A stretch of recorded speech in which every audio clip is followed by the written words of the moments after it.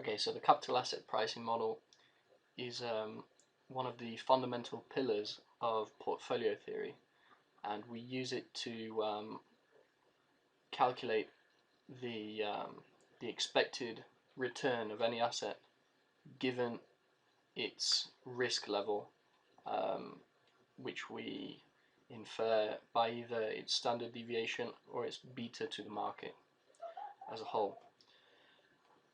So the formula for the Capm is that the expected return of stock I is equal to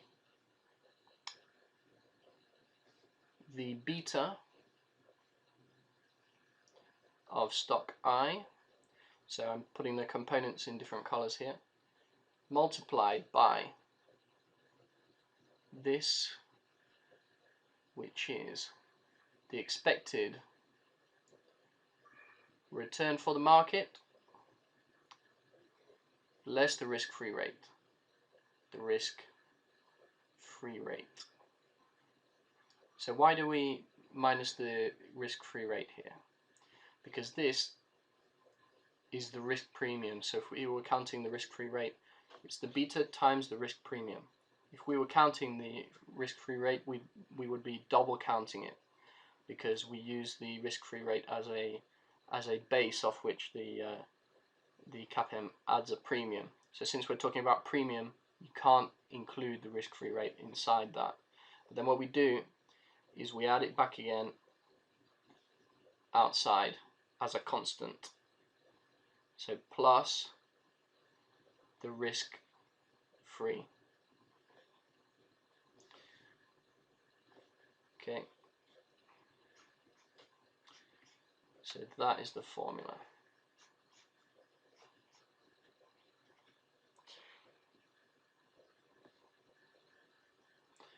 So I'm going to draw on the side the different components of the Capm.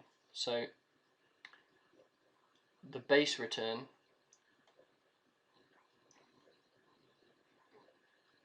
will be probably some asset that we use as a proxy for the risk-free, or you can make an assumed risk-free rate.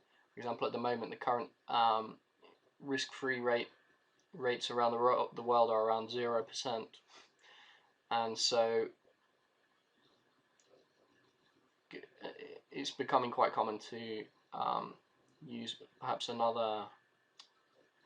in another perhaps a normalized rate, or adjust it slightly. So maybe I'm going to input 2% at the bottom here. So I've got my risk-free rate as the first component. Then I've got the ERP, this component here. This is the ERP, or the equity risk premium. So if we've got 2% at the bottom here, so perhaps, and we're talking about total return here, so the ERP could be 2, 4, for example, 6% premium. A 6% premium over the risk-free.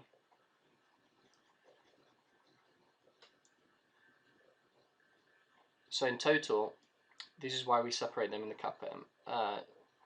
Added together, you've got a total of, the total height is 8%, but the risk premium in itself is only 6%.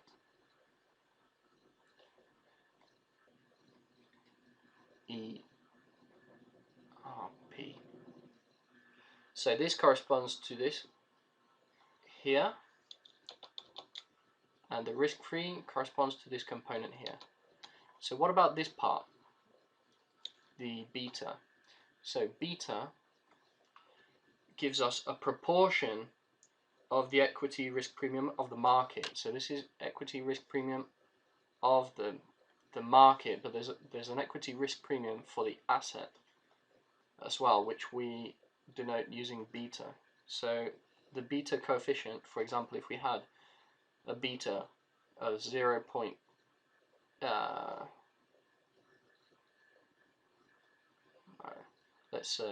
let's stay within the 6% example. So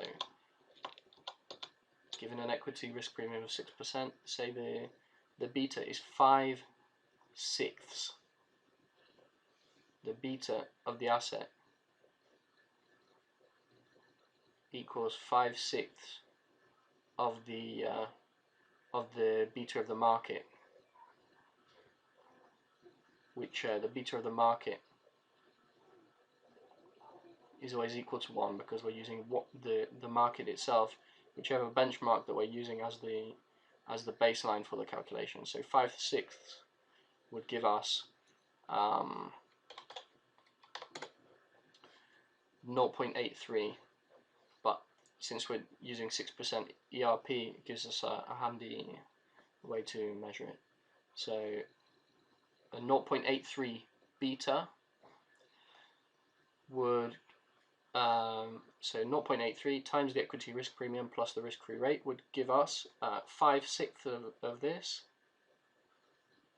So the expected return would be to here, and the total expected return would be the risk-free 2% plus 5% risk premium, and the 1% risk premium less is because it's a less risky asset. So if we had a beta of 1, we would demand a return of 8% in total. So we'd have to pay a price in the market for this asset, a discount rate for which a price for which the discount rate of the total return sums to 8%. Now, if it's a riskier asset,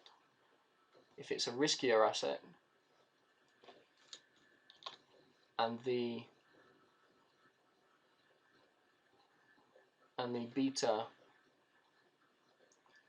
of the asset equals 1.5 of the beta of the market, then 1.5 times 6%, so 1.5